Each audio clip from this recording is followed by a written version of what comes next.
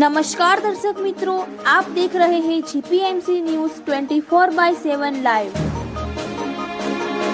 ઈડરના રુદ્રાણીમાં નવરાત્રિની પ્રાચીન પ્રથા હજુ પણ જીવંત।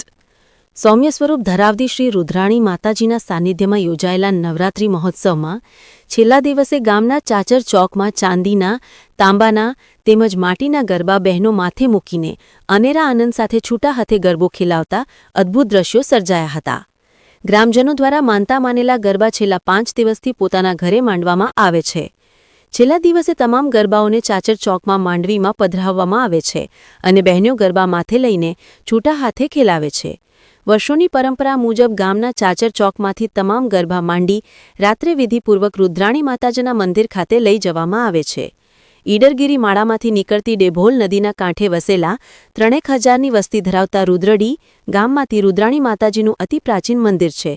શ્રી રુદ્રાણી માતાજી વિશેષ શ્રદ્ધા સાથે ભક્તોના આસ્થાનું પ્રતીક બની છે। નવરાત્રિના તહેવારોમાં ધંધાર્થે બારગામ વસતા તમામ ગ્રામજનો મોટેભાગે વતનમાં ઘરે આવી નવરાત્રિનો ઉત્સવ ધામધૂમથી ઉજવે છે। અહેવાલ Jayvadanbhai Gandhi, Unjha, GPMC news 24/7 live.